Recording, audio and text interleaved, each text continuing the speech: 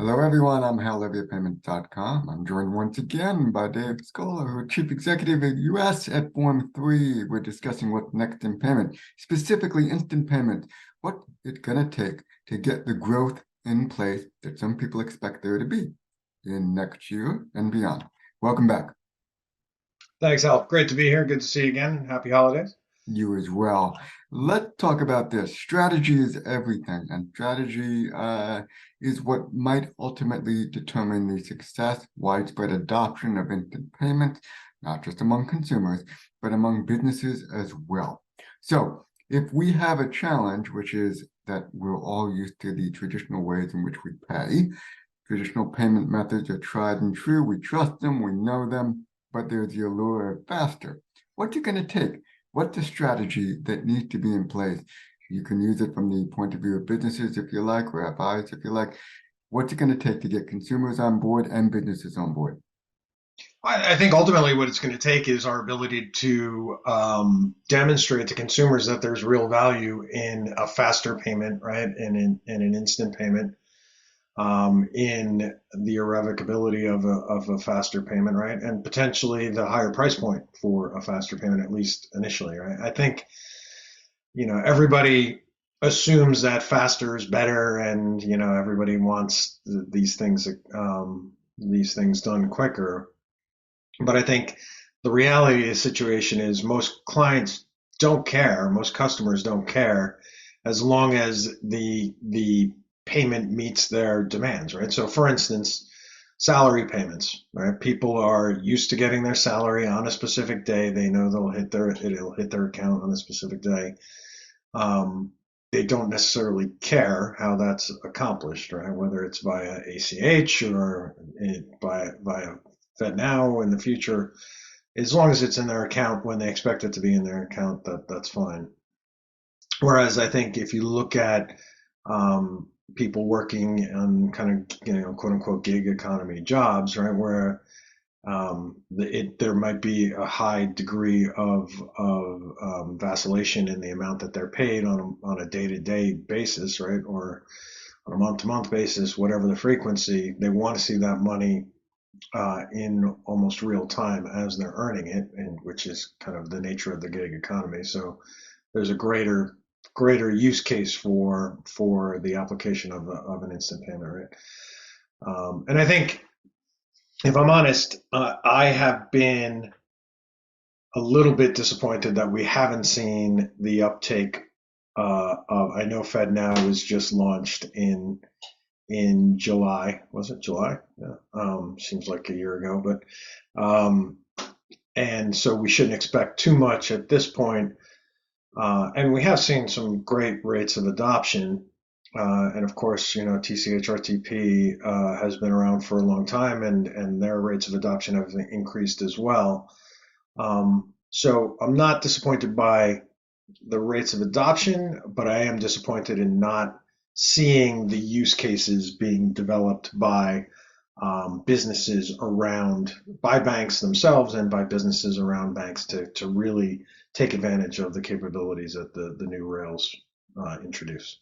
Sorry, it was a long-winded answer to your first No, question. no, long-winded is good because it gives us some insight into how you're thinking. So, if there's I'm going to use your term, disappointment out there, there's also trepidation. Let's talk a little bit about fraud. Let's talk a little bit about the ways in which concerns over the irreversible nature of these payments and the fact that maybe no one wants to go first and be out there and be the one who gets hard hit by the new attack vectors and starts to have to figure out what to do. Is fraud necessarily giving headwind to some of these use cases developing? And what happened with putting in new security measures to not just protect against fraud and cybersecurity threats that are yet to come, but reassure everybody involved that, hey, these use cases can develop?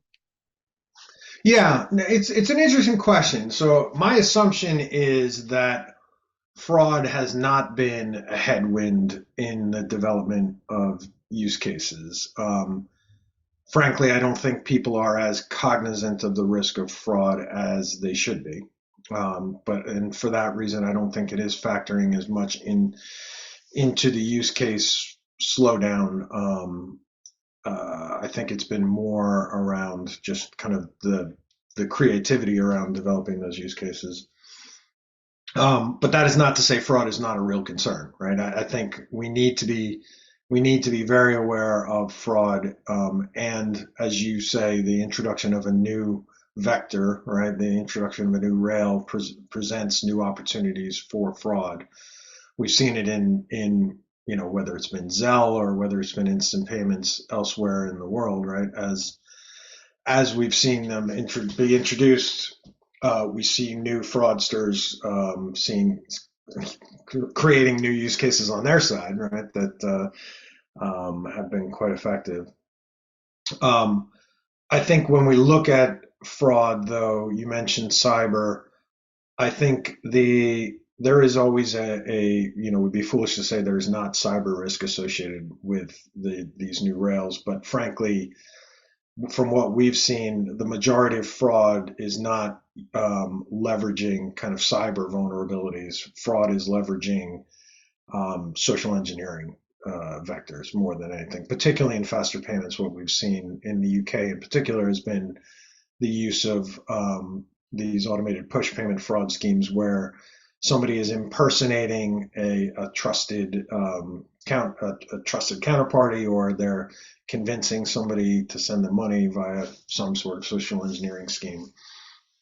And that's what I think we need to be most mindful of. And I think that's the majority of the fraud that we're also seeing on Zelle, right? Is more social engineering than it is cyber.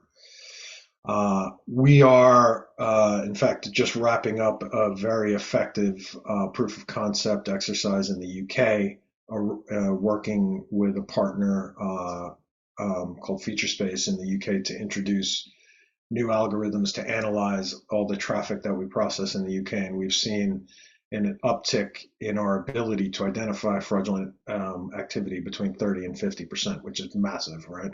And that's because what we're doing is we're not just looking at where the payment is originating from, but also where the payment is going to, right? Which is almost by definition the fraudster's endpoint bank account. And if we're able to see that across the broader payment environment, not just on a bilateral basis between two banks, but on kind of the broader industry level, we're able to more effectively identify fraud. So again, a long-winded answer, but I don't think it is fraud that's restricting the development of use cases, but it is something we need to be continually mindful of as the use cases develop. I like your concept of the broader payments visibility, because broadening that insight and viewpoint brings into mind a discussion for us to have about interoperability.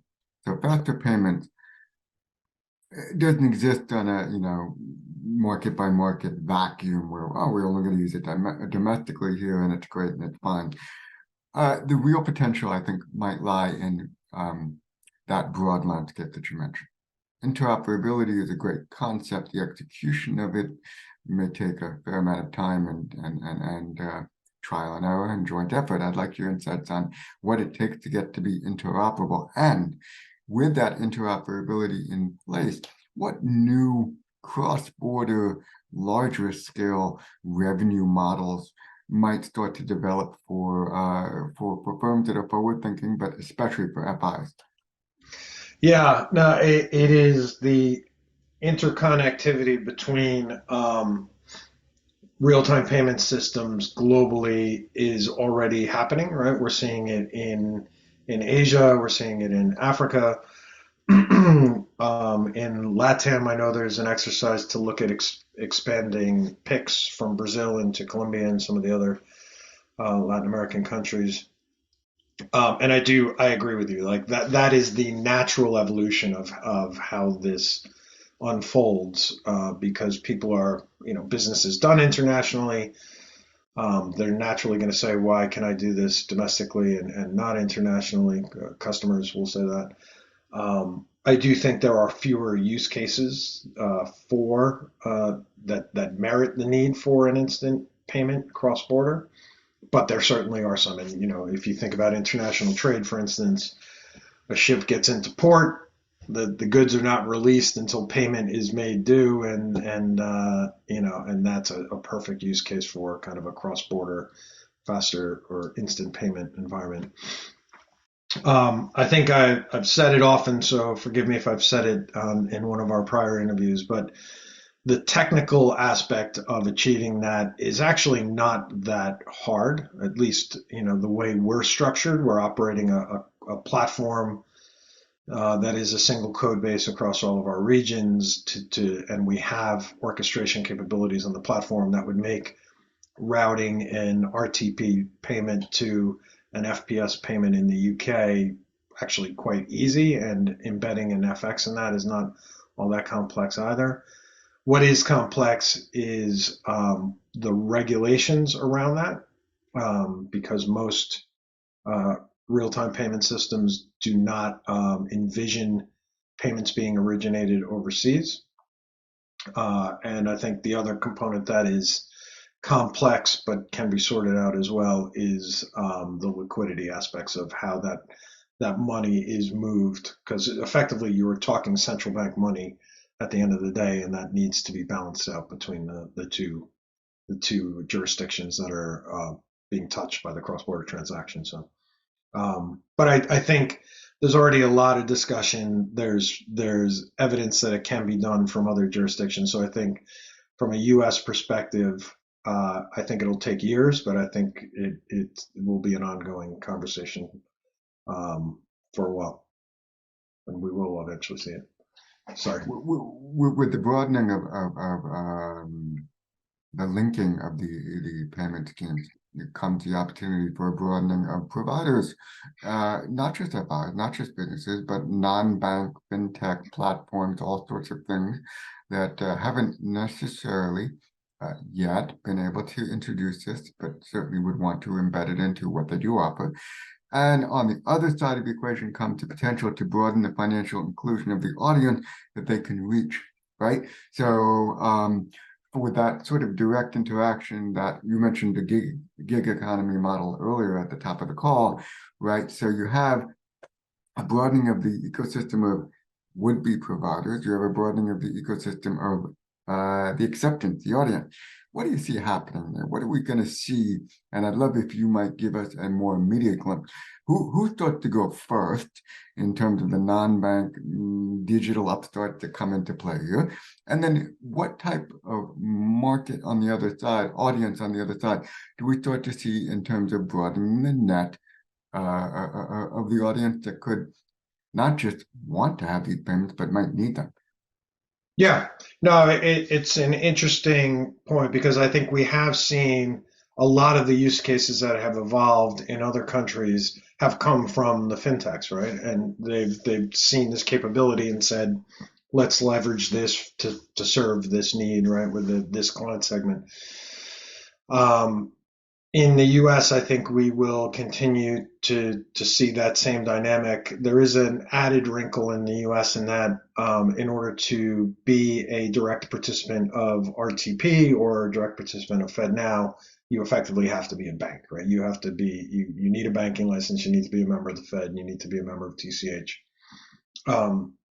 You don't have these kind of direct non-settling participant models that exist elsewhere that are a little bit more conducive to more direct interaction from the fintechs into the scheme itself, which means you need a sponsor bank. All right, so I think that will always prove to be not a roadblock, but I think adds a wrinkle in terms of a fintech needing to find a bank that is comfortable with the risk profile that fintech may present, right? Because whenever you're asking a bank to process payments on behalf of another institution, right, that introduces new risks to the bank from a KYC perspective or from an AML perspective that they need to be very alive to. That said, I do think you will start to see fintechs step into particularly the P2P space, or the B2C space as well, right? That will introduce solutions leveraging FedNow and RTP to solve some of the use cases. I mentioned international trade earlier, right? But domestic trade's a perfect example of a use case where the one example we always hear, and I don't know where it came from, but it is relevant, is, a beer delivery guy, right? Goes up to a bar and drops off his beer and is not going to leave until gets paid. In the past, that's been cash. That obviously presents a huge amount of risk. Or it's been check, which presents another level of risk, right? If you have an example where effectively somebody can scan a QR code on a phone and see the irrevocable payment made in front of their eyes in real time, that's a solution I think that is needed in that particular segment, and we'll start to see fintechs step into those kind of specific use cases, and I think we'll see the volume grow as a result of that. But yeah, fintechs are, I think, a fundamental part of the volume growth on these new rails going forward. So fintech's more urgently part of the equation. Volume's on its way up as we head into 2024, albeit from a pretty low base at the moment, right? Yeah, and then eventually we move toward an interoperable, real-time, fairly well safeguarded environment, which I think it benefits everybody. And not a 2024 story, but it certainly was a continuing story. Will evolve as these conversations between you and myself evolve. So we'll look toward the next one. I want to thank you very much again.